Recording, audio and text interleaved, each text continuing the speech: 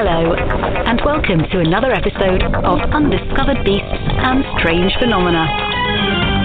Please join our experienced and knowledgeable panel of hosts as we explore the great mysteries of our time: Bigfoot, UFOs, ghosts, and unexplained phenomena.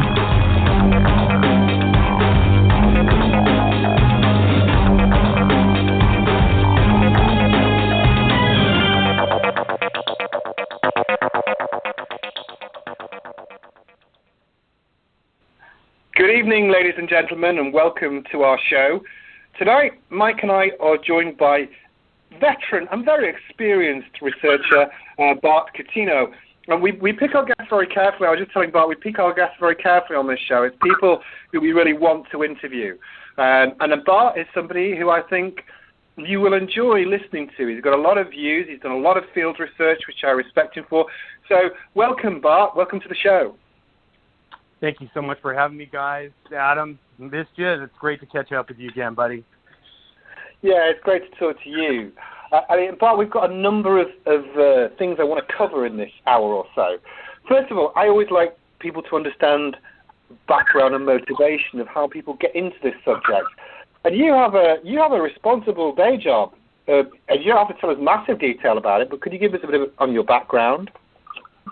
Yeah, I'm actually financial advisor. We do retirement income planning for clients, life insurance, the whole nine yards. Something I never thought that I would get into. I had a criminology background, and life is weird. You know, you just take some weird pivots in life, and I never saw myself doing that, but here I am, and love it, and got a great partner, and things are good. You know, things in that, considering what's going on around us. But it's been great. And is your wife still doing? Is she a realtor? Is she still, or was a realtor? She's still doing that? Yeah. Kim is. She's with the kids about half the time, and then she's also a local part-time realtor here in Carmel. Good stuff. So you have a responsible job. You have a good family background. Why Bigfoot, Bart? What got you into it? Good question. And Adam, I don't know if you and I ever even talked about this before. No, we haven't. No. You know, what's interesting is my nanu, actually both of my nanus, which are grandfathers, right? They were both Sicilian fishermen here in our local Monterey Bay. And you might have heard, ironically, ended up being my best friend in the field, Bobo, but the name, it was our version of kind of a Cadborosaurus, if you will, or caddy, if you will, that we had in the Monterey Bay during that Steinbeck era in the 50s with the sardine fishermen. And I had one nanu, which was my mom's dad. He saw it about 8 times, you know, and he used to tell me in broken English, he's all like, Dad, try to go get the camera and go down, he would tell me. The other nanu saw it 1 time. But it was interesting, and all the Italian fishermen, all our relatives were all kind of interrelated here on the peninsula that are Sicilians, and they all saw it, you know, at least once. And it was interesting because they kind of described it between like an oarfish and a sunfish, but these guys know what both are, especially on the sunfish side. And so that was kind of the impetus, that strange. And then my brother had a passive interest in Bigfoot. It was about 6, 7 years old. I've kind of picked that interest up, and you know, I just love, you know, all the classics, the John Green books, all of that. Was always into it. I knew the history pretty well inside and out, and then it was finally 2003 or 2004 where, unlike you, Adam, that's done it all, we get these invisible chains in life, and I took mine off. And I said, you know what the hell? And I went on that first BFRO expedition and just hit it off with the right guys. You know, Bobo to this day is like a brother. Cliff, I met on the second one, Moneymaker, all the guys. Ranger Leiterman, huge influence. And it was interesting because I did a lot of fishing, commercial fishing even, but was never a hunter. I kind of had to learn things backwards from a lot of our people in the field. And I was telling Mike earlier, I was always more impressed with people like him who, you know, saw one and then they became obsessed. Sometimes, you know, where the other spouse doesn't even understand.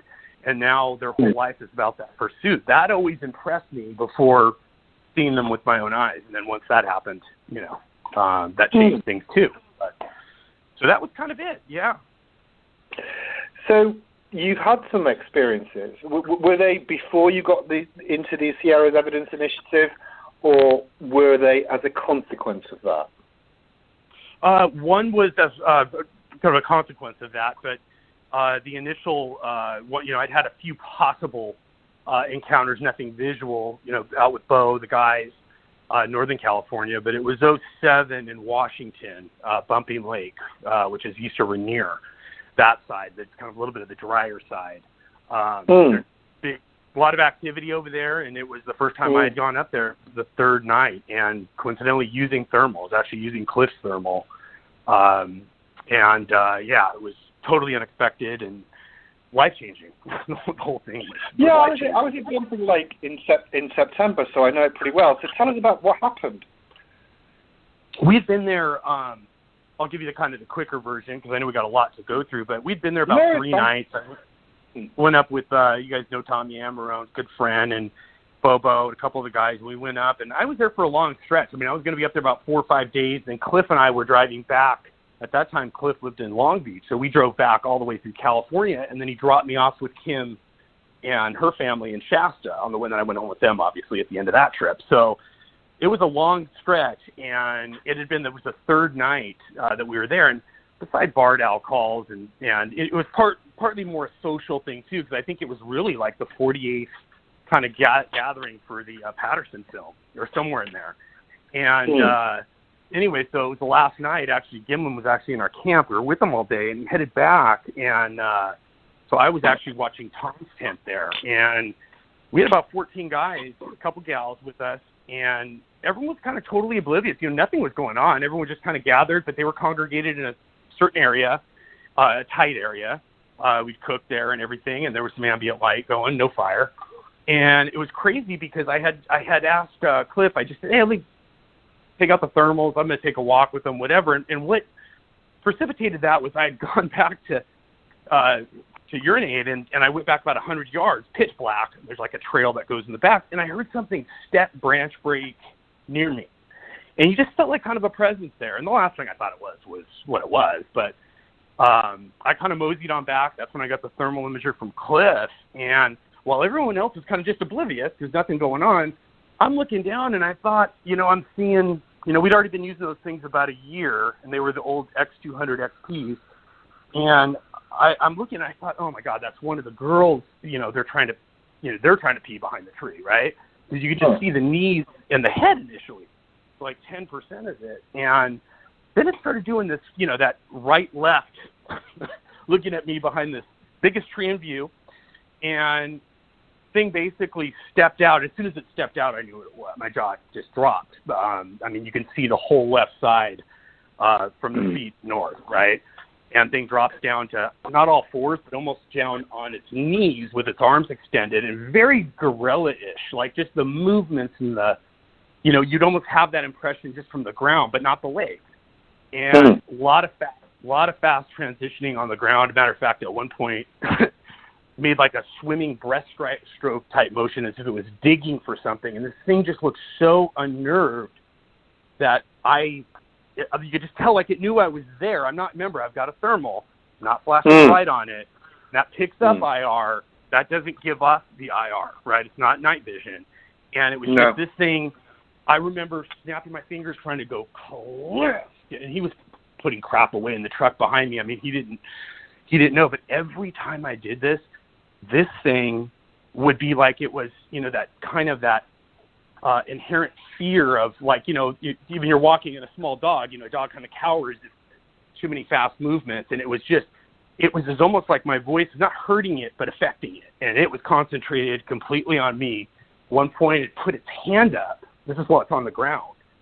And you see 5 split digits on this big hand, but it looked like it was blocking its face from the sun. It didn't really make sense. I figured that out years later, so we'll go back to that. We're doing a walkthrough, but this went on for like probably about 2.5, 3 minutes, but it actually got up, got back down again, and got up, and then stood there. And what a smart, stealthy son of a bitch. Not move a muscle. It doesn't know that I can. It's a thermal imager, right? But why give away the position? In the dark and pitch black where it was, and you could see calves north, arms, the head. I mean, it looked like how we would expect a Bigfoot to look. Head a little smaller, but to be fair, it could have been sunken in, and I just didn't see it from the angle. But big, broad shoulders, long arms, big hands, leg, very much an hourglass type body. I would say male. Couldn't tell the size initially until I saw a comparison after. What ended up happening is, the hardest thing I probably did in my life is take that imager off my eye. I ran back. I'm just screaming obscenities at Cliff to get it set up, because back in the day, it's not like press a button like a camera and you get the footage. Back then, you had to set it up and, viewers by your eyes. You had to hold the big marine battery, hold someone like a 90-year-old lady and escort them, because you have no depth perception. They'll trip and break your neck.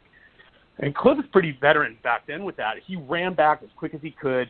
I'm trying to get everyone calmed down. My adrenaline's just off the chart. And it was just, he comes back maybe 3-4 minutes, shaking his head.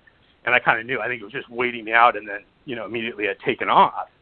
But the stunning part for me after was seeing one of the guys there, Washington guys. He was 6'3", 170. And he's wearing all his winter gear. You can see his beanie, everything. And that was not the realization, but it was like the undeniable realization, because it was jaw-dropping, because then I realized how big it was. I've got something to compare it to. And like I said, he was 170, 6'3". It was probably just under 7, I would guess. But the size, about 2/3 upper extremities, I would say probably in the 475 to 525 maybe, somewhere in there. I'm better with height than I am with weight. But,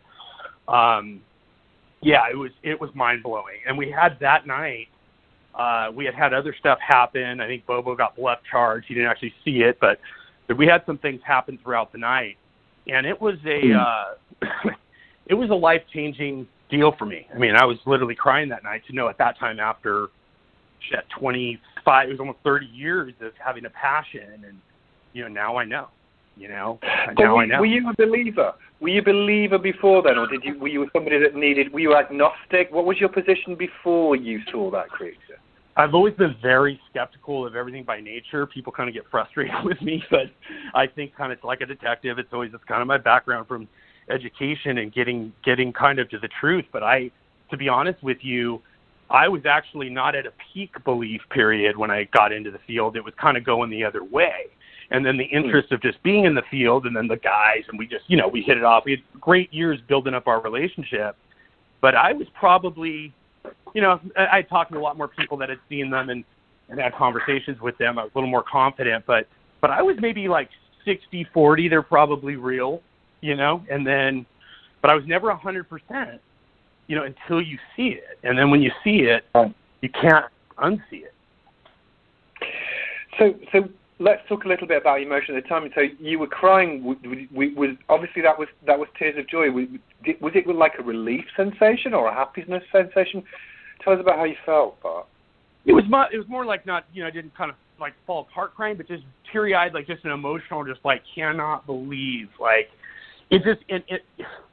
Even if I had thought that I would get that opportunity, my own romanticized version, if you will, in my head thinking of what it would be like to ever encounter one, it would have never been something so impersonal and using, at that time too with the technology. I've never been a tech geek. I'm good at using the equipment, but it wasn't, one of my strengths initially, and now that's all I pretty much do out there. But yeah, I just never, it was just it's so much different than what I expected, but just overwhelming, and that feeling of seeing something and going, most people don't think this is real, but it's right there in front of me. It's right there in front of me. And that's just, it's an overwhelming feeling. It's pretty amazing. I wanted to pick up on something you said in passing, but I find it quite interesting because I like talking about primate behavior. So you talked about the creature shielding it, almost like it's shielding its hands. And of course, you're in the dark, and you said you wanted to come back to it. What conclusions could you draw from that behavior? I'm interested. So about 5 years later, we were walking through, and I was with one of my best guys I'm out with all the time, Kirk Brandenburg, great researcher from Washington. His brother was with us, and we're talking. And we're walking through, and he kind of drops it. He says, he's like, that's weird. So everybody was here, and then it all hit us. It was like, son of a bitch, it was blocking the angle of the ambient light so it could better discern me on a straight-on position. It would make complete sense by where it was blocking the light. It the epiphany was just like, that's what it was. I could never figure it out. People would go, well, why did you do that? And I'm explaining to them, well, that's not really how thermal works. It's not, I could keep doing it if it was nitrogen, and that's what I think it was doing. And the ambient light was coming from the lanterns of where our party was, and they were kind of playing guitars, music. This is the other thing. It was so strategically positioned that without a thermal imager, you never know it's there. And that's important because that kind of set up what happened later in the Sierras because, from a personal perspective, it just kind of geared me a certain way to research and what I think I'm looking for, If that makes sense. Mm-hmm. Yeah, well, let's talk about it. So from that conclusion, did you think about what it wanted? Because it had got near enough to your camp to position itself to observe you. What do you think it wants, Bart? You're an intelligent guy. You must have thought about it.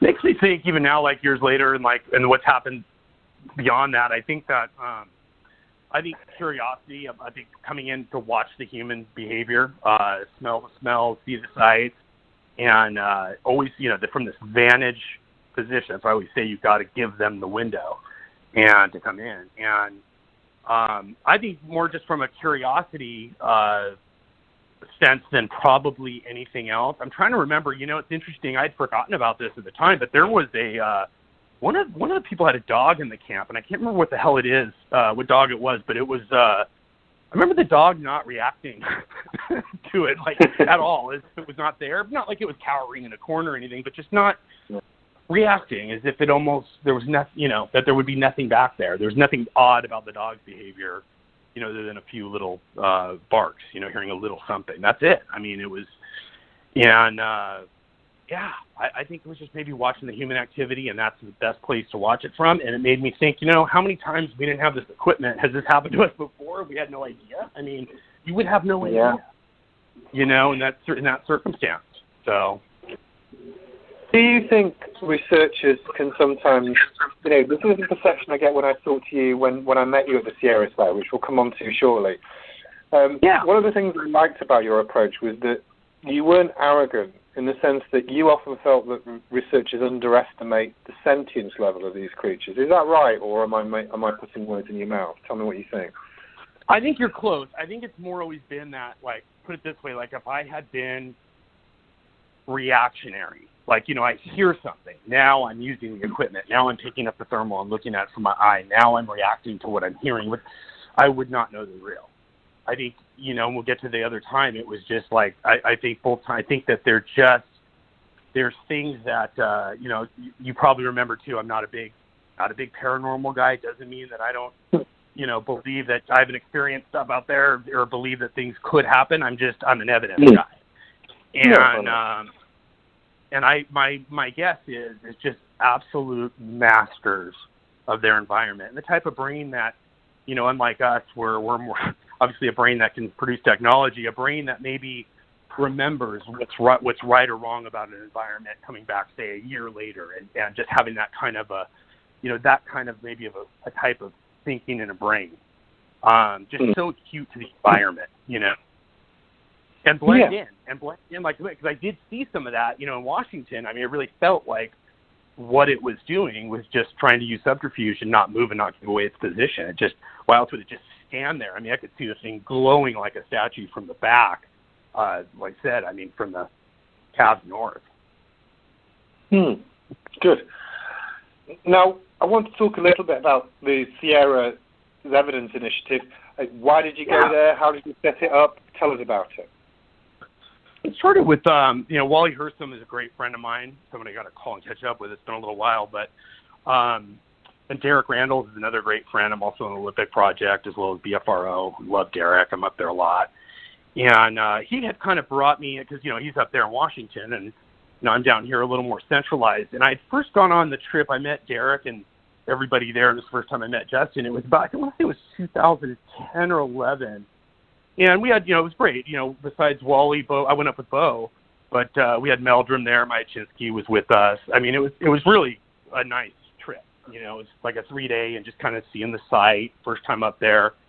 Bo and I were just like, how did we ignore this part of the state? I mean, this is perfect. The Sierras is so big, north to south, but I mean, it's just gorgeous up there.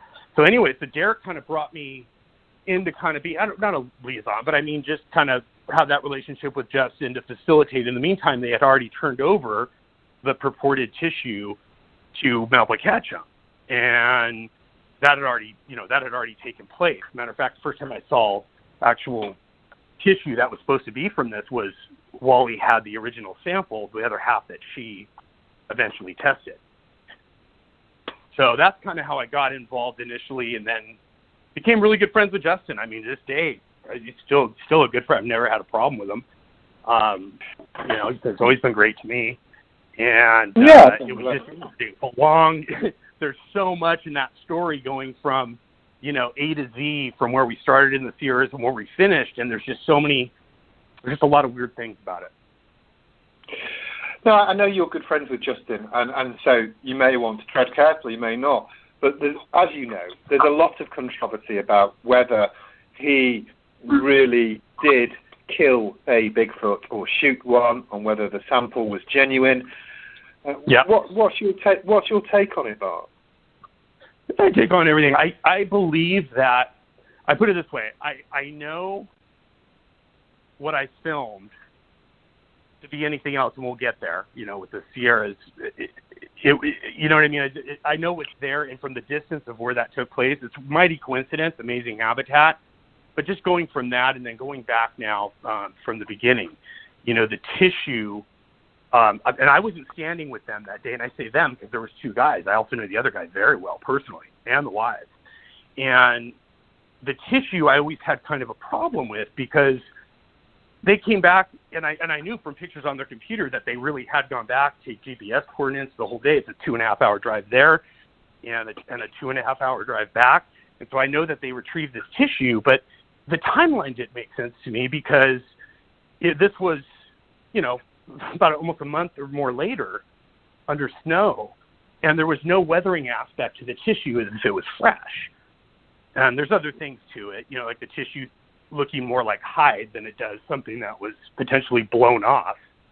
But I think the reason why, especially I believed Justin and his friend, was I actually eavesdropped them at one time and listened to them talking about the event casually.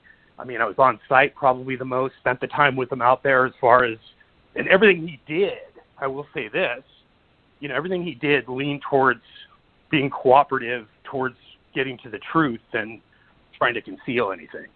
And that kind of brought in with the Melba thing, because I was highly suspicious of her. And we eventually got independent testing with Tyler Huggins from Canada, just to confirm, because we felt, my God, there's bombs going to be dropped on the Bigfoot community. She had this paper that's and what precipitated that testing.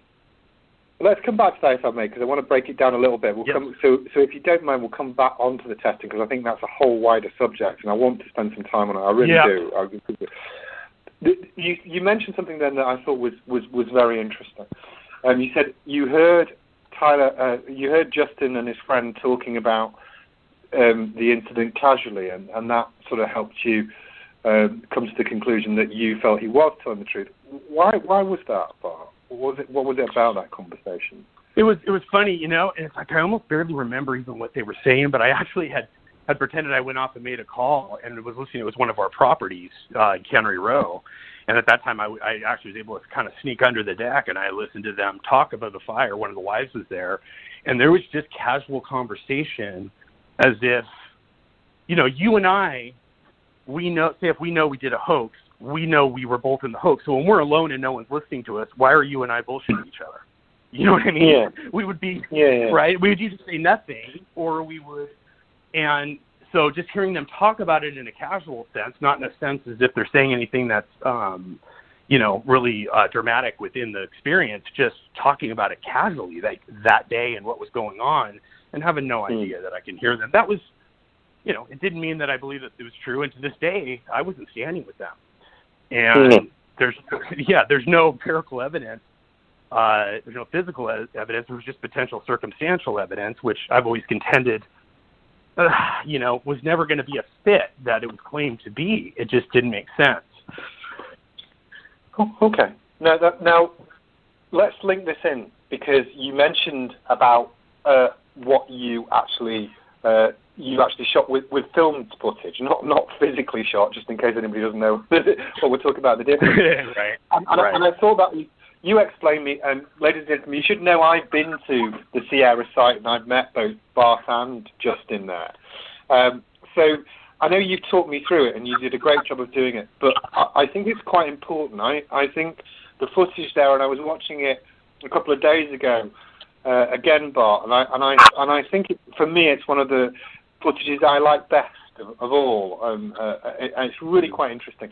So, if you don't mind, I'd like you to explain a little bit about the circumstances, who was there and who was shot. Because I think, ladies and gentlemen, I advise you to have a look at this footage because I think it's really interesting. But Bart, take it away. Tell us about it, please, if you don't.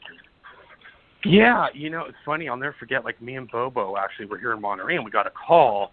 It was at the time I also had wrote a lie detector test for Justin to take, and he took that and passed it in Sacramento. And he had actually taken, as some people to the site, and he took Sean, who was blogger at Bigfoot Evidence. Sean's a great guy, a good friend of mine, and Roe, and they happened to be there. And apparently at 3 o'clock in the morning, things went crazy, and it was like Jurassic Park around the tree line, around that perimeter that you've been at the camp. So it was interesting. Most of the activity took place on the southwest side of camp. You'll find that you guys are going to find this interesting. So we come back 2 weeks later. It was funny. I told my wife, I was supposed to go to a funeral in Visalia, and I go, I'm just going to mosey onto the Sierras for a couple. She goes, no, you're not. So I was joking with her. I said, honey, why don't you fight with me before I leave because you're good luck. It seems like every time we do, something happens. But anyway, so I ran up, and I mean, it was such a shoddy trip. My laptop was in the shop getting repaired, so I had nothing. I mean, I was flying blind. I had my thermal. And met a couple of the guys up there. Michael Lorenz, good tracker guy. Justin was up there. Who else? Oh, Sean and Roe came, and also Todd Hale, who's in the Olympic Project, great friend of mine to this day. And a lot of these guys, it was only like their first few nights in the woods. And Justin and I were the only ones there the previous night. So it was 2 nights. They all joined us for the second night. And the night before, I just remember it was just a weird vibe. Like we had nothing happen. I think I played guitar till like 4 or 5 in the morning. We crashed. We just ran out of gas. And this was the next night. And this was about midnight. There was nothing going on. I was exhausted. I remember looking at Sean, and I'm just like, you know what? Should I take him for a walk, or should I just hit the stack? There's nothing going on. And I just looked at him. I go, Sean, let's go try to break your fear of the dark. Let's go. And so we took a walk. And it's crazy now looking back because we went over the Eastern Vista. You probably remember, Adam, as you circle around to pull in, you get that beautiful Eastern Vista looking over Sierraville.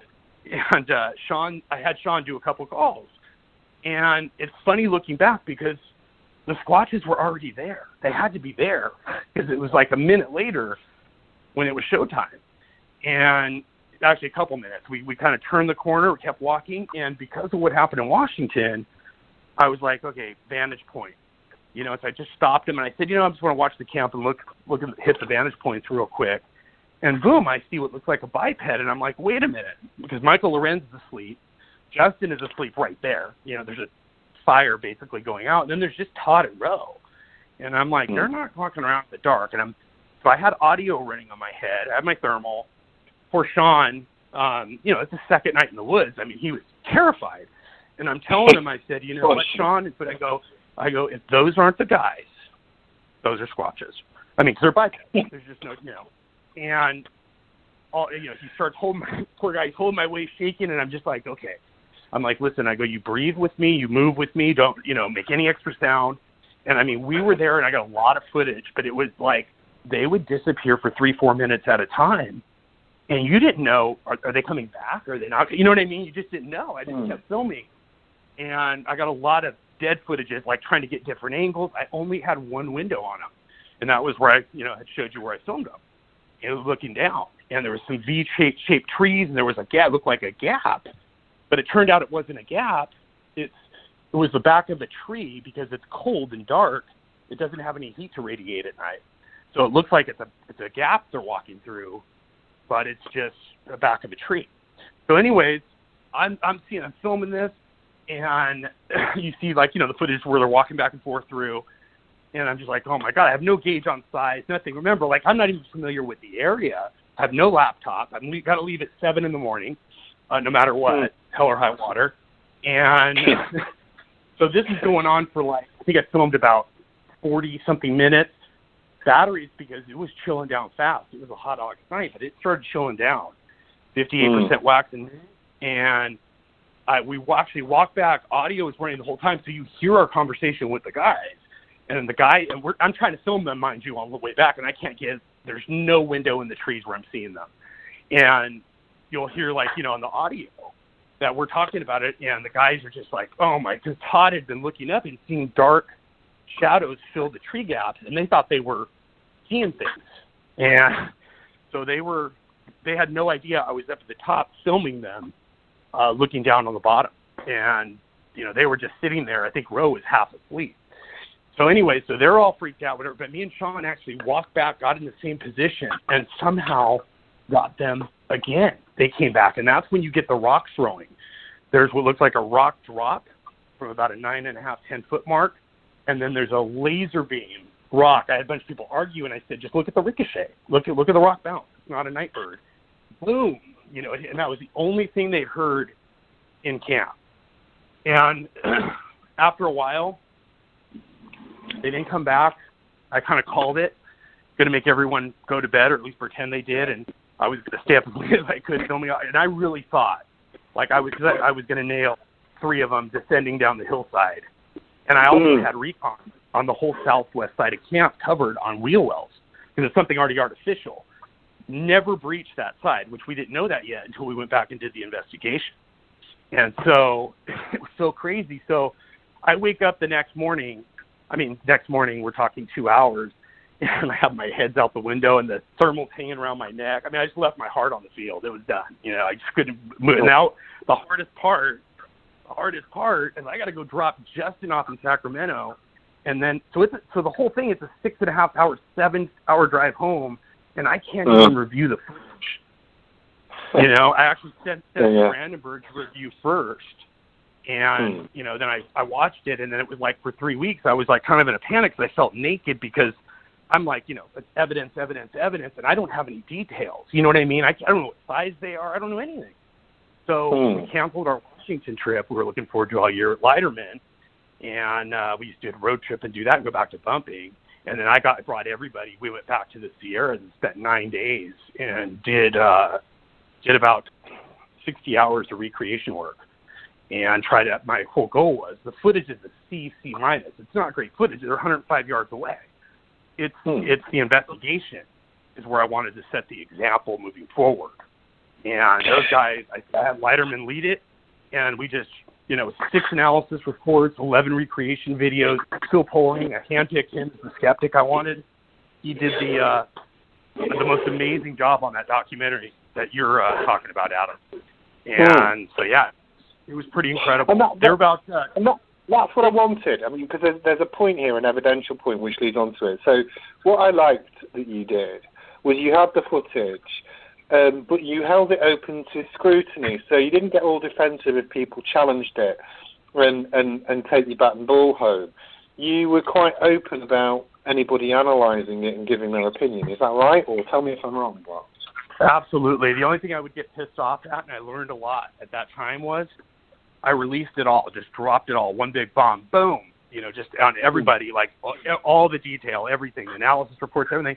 And you know what, at the end of the day, everyone always asks for documentation. They always ask for, and so many people wouldn't read it. All the answers to the questions were all right there. All you had to do was not even read, just peruse it. It went down to the detail of ruling out other, you know, predators. It was a complete full analysis, all Leiterman's work, and it's all out there. I'm actually going to put it in a book or something one day here soon, or maybe even a blog.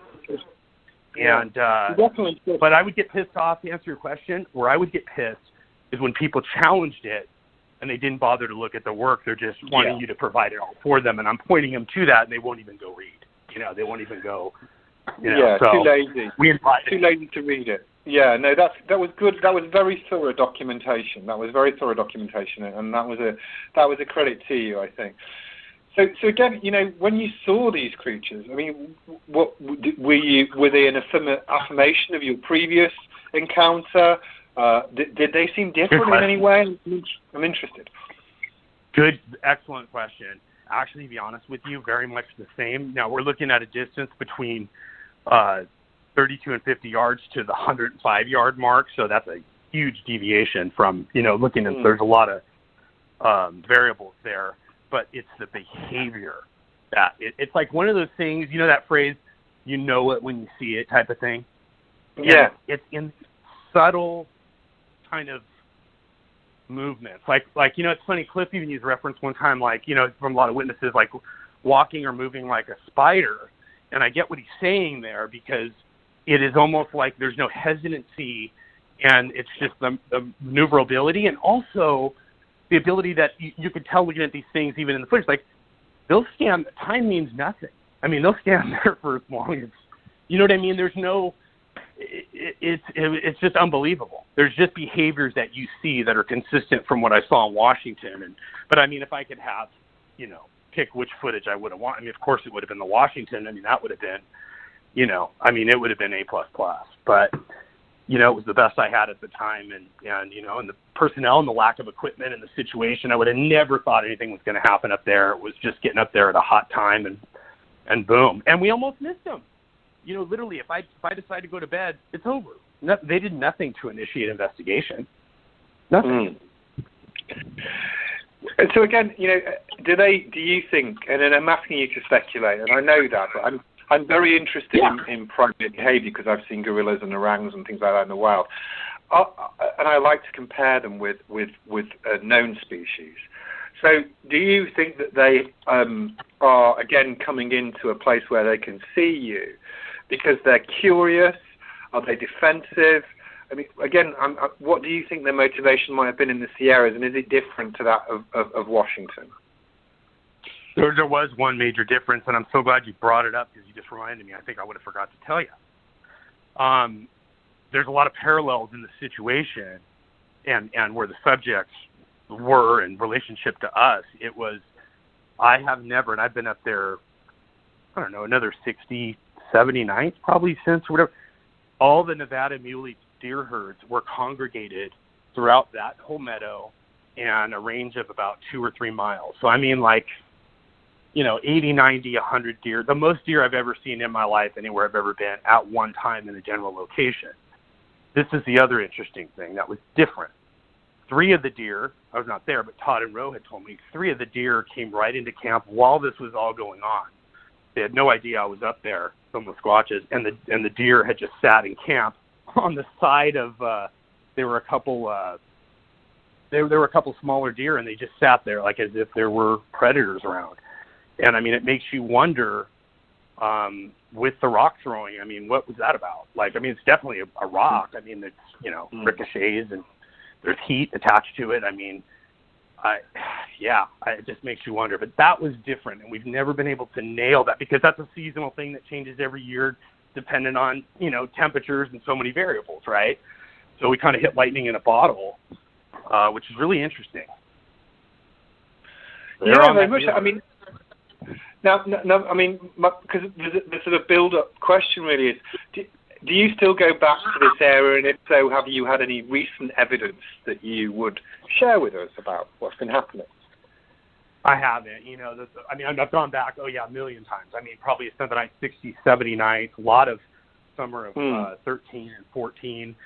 And I've had 2 things. I had a couple good solid wood knocks, big deal. And Justin and I actually, ironically, we were out about 2:30 in the morning on trail, and it was about 1.5 miles from that camp, and I was actually throwing rocks. I'm a little bit aggressive out there sometimes, and I'm not there so quick to make friends just yet. You know what I mean?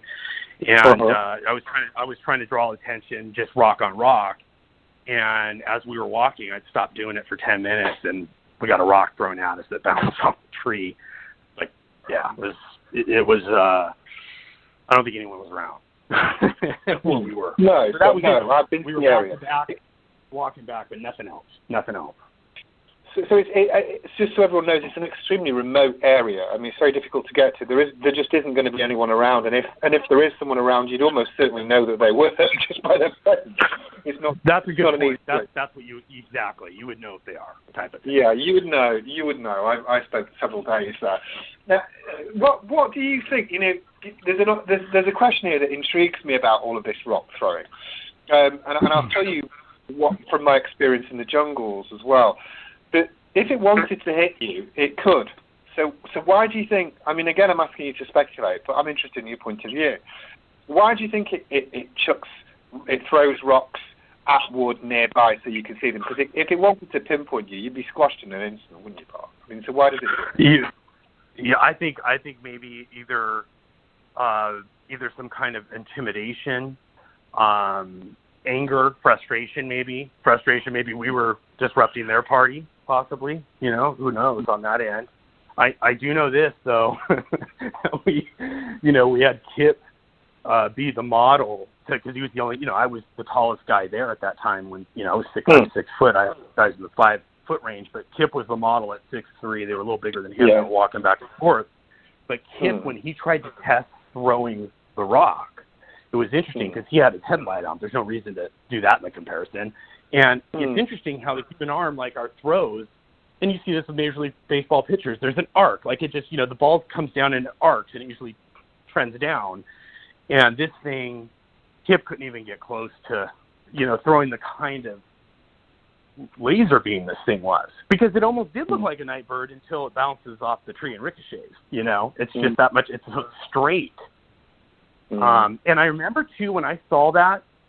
Adam, when I saw that in person, I remember that moment looking at it, and I remember telling Sean, and it's probably in the audio, and I think I said something like, one of them just did something, and I didn't know what to say, because it looked like a flash of light in the therm.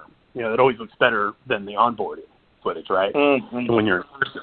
So, just really interesting. I think maybe a frustration, I'm just speculating, but that could be it. No, I think you're right. When I hear Bigfoot researchers talk about this, there's a lot of speculation. But it brings me back to an experience I had in the Congo one time, and I was in an area which was it's by Lake Tele, which is uninhabited, and there's nobody within 50 kilometers, at least 30, 40 miles. And monkeys were chucking sticks at us because they were irritated because we were on their spot, if you know what I mean. And they were damn accurate. Right. Them sticks were, But it's not unusual to have that sort of behaviour. It's completely congruous with primates in the wild. So I thought it was interesting. I want to move on a little bit because there's a couple of important things I want to talk about.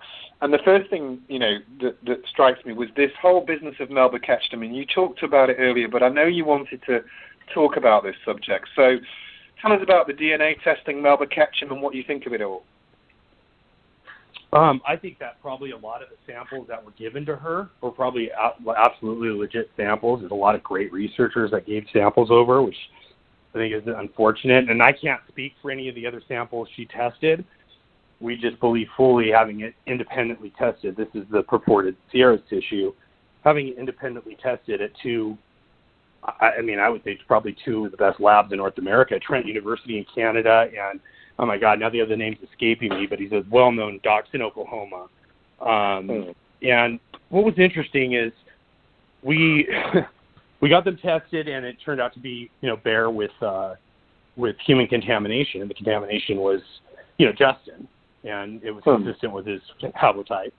And we think, my theory is this, as crazy as it sounds, but having been there so much, it's not crazy, is I know they went back and retrieved that tissue. I saw the pictures of it. I saw the whole day. I saw that they went through the whole process and found it. I think that someone clipped a bear, poached a bear. There's shootings there all the time. Almost got shot last year from high up a meadow. And someone dressed it. There, right? What's that? There's a lot of bears in the area, right?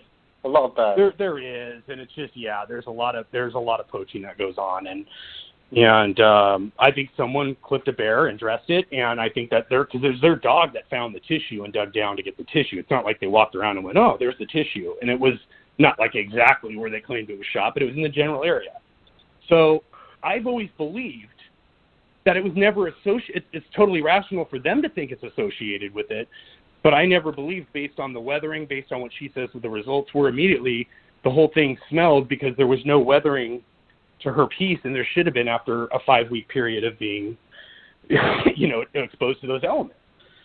And so we had it independently tested, like I said, with Bear. And Wally had known about that. I've kept all my researcher friends in the loop at that time. And the reason we did have it independently tested was because she had called Justin, the gentleman he was with, and the 2 wives. She didn't know they were all on the phone.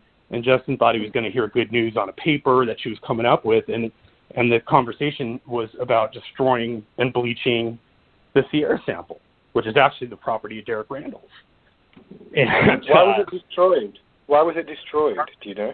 No, she was talking to him about him destroying the rest of the samples that he had, and basically that she's the only that can get these kind of results. Then even it talked about defrauding my good friend Wally Hersom. So that lit a match on me immediately, and I was like, we got to get this independently tested. To Justin's credit, on board 100%.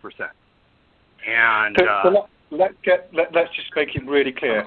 So she had said that you must destroy it because she had then claimed provenance over the samples, including additional ones that were still held. Is that what you're saying? Well, she was telling, she wasn't talking to me about it. She was telling Justin for his samples, because he had given Wally a piece and part of a piece, and given her the other piece, and then there was still, he had the rest of the tissue in his possession, and she wanted him to destroy it, get rid of it.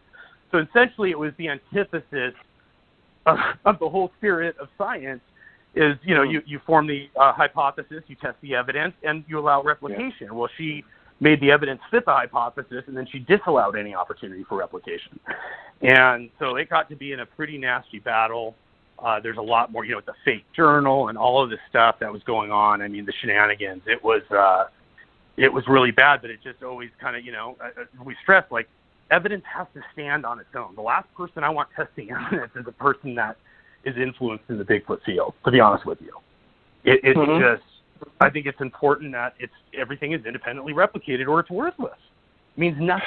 Yeah. Yeah. I didn't know that. I mean, I don't understand why she would want the samples destroyed, because she would need corroboration in order to validate her own results. So I don't. No, she didn't want the corroboration at all. She didn't want anyone to test it and then use the excuse that the government, everyone else is going to come in and destroy the samples. We even got accused of switching samples. Now, I'm a criminology major, mind you, and we got accused of switch. I'd give my right arm for her to be right, and we got accused of switching samples to Bear to protect. What was it? To protect Justin. Oh, yeah, to protect Justin because he was going to go to jail because the results were so human. I mean, that's how fantasy land what I was dealing with. But I let everyone know as this was going along, day by day, week by week. I knew down the road this would be an issue. I even have a treasure trove of emails I'll probably release one day that's all the back and forth with Tyler Huggins, myself, Justin, during all this period when this was all going on. And it's just amazing to me that when the paper came out, where it really showed me how much I underestimated hope. And there's just people that in this community, I am Satan because of what we did. And you know what? I wear that with a badge, what we did, because the truth matters. And there was also an element actually of defrauding Wally Hersom. She basically had tried to convince him he was donating to a nonprofit to fund her. Told him for 2 years to check that tax ID. He finally did, and guess what? Penalties and back taxes. The fact. So when you had this, so let's be clear. So you had it tested at the other labs, and what were the results of the other labs? And what do you think of Brian Sykes' results? Just want to sort of wrap. Well, Brian, we met Brian in San Francisco, and that's kind of where a lot of the other stuff. There's another one for this, but Brian. We just had him tested he wanted to test it, and we said, okay, we were more interested in him testing the boots that I kept in my custody for 2 years, basically to keep away from her. I just want those boots independently tested, and we eventually did. But Sykes, they just grabbed one little sliver of the boot, ran it under one test to see the, I can't remember, they run that dye. They didn't see anything there in this one little sliver, and that's all the testing they did as far as the boot went. They tested the sample and just confirmed what we already had. So there was nothing that I loved meeting Sykes. I think he's great. But I mean, there was nothing there that was, you know, we had hoped he would explore the boots more, you know, and I mean, you know, they just didn't. So that was how you felt about it. So do you feel, is there any further analysis that can be done with this, or is this story for you always going to be open-ended about what happened with Justin? Is there any way that could be concluded to your satisfaction? I think, yeah, I think at this point now, I don't think that we'll ever have physical evidence. I don't think we'll ever know for sure if the shooting happened. We'll never know for sure. I lean towards it probably did, you know, even more so what's happened, but I don't think we're ever going to have evidence, physical evidence that's going to, you know, prove that.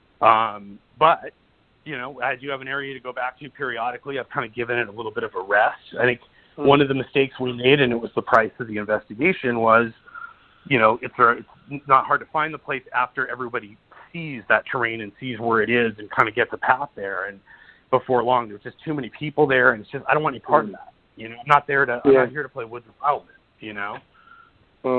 So. I do know that. Yeah, that was how I felt about Bumping Lake when I went in September. I thought it was like there were just too many people. It sort of put me off a bit. I'm not saying there's not evidence there, but it's gotten ridiculous now. Yeah, too many people. Okay, we haven't got that much time, so there's a couple of things I did want to ask you. Was about what your views of two, let's just say, two very different tools to research. So first of all, trail cams, are you in favour of them or not in favour of them? Do you think they're useful? Personally, since the Sierra's incident and footage, I now use them because they never breached that southwest side, and that to me was just maybe a sign there that there's some kind of deterrent, whether it's the internal noise we don't hear the animals do, and some care, some don't, the strategic placement, the smell, whatever it is, right? I think it's a deterrent, so now I use them to push them into like a choke where I don't want them to go. If they want to walk in front of it, great. But that's how I kind of think of using them now. And I use them as artificial too. Like, you know, I'll use them, it's something that's already artificial. I won't place it in the middle of the forest. I usually try to do it on something that's already artificial. But that's speculation on my part. So you use them, interesting, you use them almost as a deterrent in a way, like an alarm for them, because you want them to go in a different way. And if something comes along, then great. Right. That's kind of what Sierra's made me start thinking to go that route. And that's kind of, that's how I just think we'd be more successful with them as well. Okay. Now, how do you feel about some researchers use what they call, I'm just going to explain it because not everybody who listens to our show knows a lot about necessarily Bigfoot research. But some people use the expression gifting bowls. And what essentially, I know what this is, but I just want to set the context. So what this is bowls where food is placed down, either food which is something that a creature might eat, so say an apple or something because it's from the forest, or in the alternative, something that wouldn't be found naturally, like a donut or, I don't know, a peanut butter sandwich. How do you feel about the use of gifting bowls, Bart? And if so, is there a difference between food that is natural in the forest or not natural? What's your view? I think I've kind of gone where we're not going to fool them. In a way, it's almost the opposite of hunting. I just try to use the technology as an edge to counter the nocturnal tendencies. But I think I don't think gifting bowls, I don't think that's a bad strategy. I think anything. I hate to say this, but I'm pretty blunt about it. Like I've got extra food, scrap, whatever. I'm throwing shit out there. I'm filming at least a bear tonight. That's my attitude in a lot of places. As long as it's depending on where I'm at, of course. But I just think to each his own on that. I think I don't see how. I don't see how it's a negative leaving food out in any regard. I mean, it can only get you better results. Yeah, is there going to be consequences of that? Some people don't like, maybe, but, the other predators and stuff, but that's not something I worry too much about. I'm out there. No, you're always very straight. You always give very straight answers. There's no politician's answers from you ever, which I find quite refreshing. You say what you think, even if your answer isn't necessarily what everybody wants to hear, and I like that. Now, one thing I did want to ask you, and it's the sort of the last main question, if you like. And we never debated this because we talked a lot. Really, when I met you at the Sierra site, we talked a lot about Justin, and we spent time with Justin, and obviously I set trail cameras up and we did evidence. But I never asked you that, so I'm asking you now. What do you think, Bart? Do you think that we need a body to prove the existence of Bigfoot, or do you think that the things that we've discussed, like DNA evidence, excellent footage, something like that, would be enough to move the story further? What do you mind? What's your view on this? I think DNA would be pretty powerful. I mean, DNA, I think like that's what my goal has always been, is get the footage, and then the footage is going to show where you're going to be able to basically connect, collect possibly more DNA. But when I think about it from the public perspective, the scientific perspective, I think a body is going to be necessary because it's just not supposed to be viable. And it's such an outrageous claim having a species. Like, people really knew these things were out there running around. I mean, it's they just have no idea. You know what I mean? It's a shocking, it's a shocking thing. So would you be okay if someone was in your party and they wanted to shoot one? Would you be okay with that, or would you say, no, hang on, I don't really want you to do that? What sort of ethical stance would you take on that?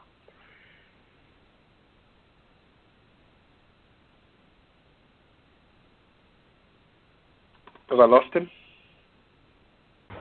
Yes, Adam, this is Mike. It looks like we've lost Bart for just a second. I'm back on. I believe he's back on with us now. Oh, we got him. Good, because I'm interested in your opinion on this, Bart. So, yes, sir. How would you feel if somebody wanted to shoot one and they were in your party? Would you say yes or no? Or would you say it's not my business? What sort of stance would you take on that? My mind's kind of shifted on that a little bit over the year, because it's just something I never would want to do or really be a part of. God, it's a tough question, because at the end of the day, in one end you can also argue, you're just moving up the clock a little bit on one. They're all going to die. We're all going to die. But I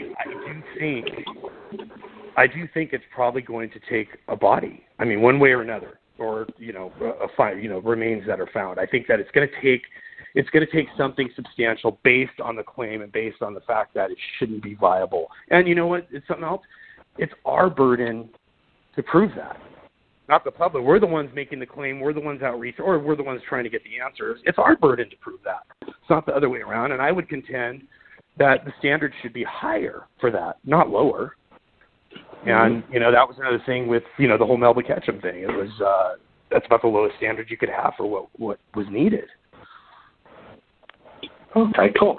Well, it's interesting to hear you. It's very interesting to hear your point of view. What are you doing at the moment then, Bart? What are you in the field as much as you can be? I know you've got a young family, so you can't be out there every weekend, and I know Kim would kill you. So what are you up to? God bless her. I still get out a lot. I had a little bit of a hiatus. I was out about 3 months ago, but I'm going to be back out, I think, in the Sierras later this month with Moneymaker and a few guys with thermal drones, possibly. And then every year I go back to Washington. I went back to bumping. It was like 8-9 years in a row. And then now I've kind of shifted, and I take that long trip. I've got the whole Washington crew over there, and I kind of shift it more on the Olympic side. And now we get to see Derek and spend more time with Shane and those guys too. So I think that's where we'll go this year. And then, I'm up with Bobo and Leiderman. I get up in the North Coast quite a bit with them, and then sneak in here and there. So you're always busy. And are you still, I've got to say, some of the best camp food I've ever had was courtesy of you, Bart. You still, it was like gourmet food while I was out, like some sort of fire. Are you still cooking like that? And there I am, like with my meager hot dog, and then like you're like coming up with this amazing dishes. Are you still doing that or not? Absolutely. I can't help it. The two bad habits I have when I'm out in the woods is I cook and I love to smoke. I don't smoke cigarettes back home at all, unless I'm at a wedding or something, but I'm in the woods. For some reason, I don't know what it is. It's just a different environment. It's just kind of game game face on or I'm there. The difference is, though, I wanted to tell you, though, is once you see them, what changes is it used to just be good enough to just be out there initially, be with the guys, get out there, do what you love. But once you see them and you know how easily you could have missed them, then a lot of times it's hard to relax and let go and enjoy you know what I mean? It's almost like if I blink, I miss.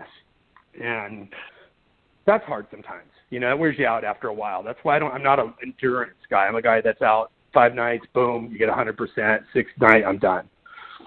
You know, that's it. Yeah, and you love it. You love it. I don't think you'll ever stop doing it. I'm glad to see you out in the field. Well, I do hope, genuinely, I get an opportunity to see you again sometime soon, Bart. I did enjoy my time out with you, and I do thank you so much for the frankness of your responses and what you've been talking about tonight.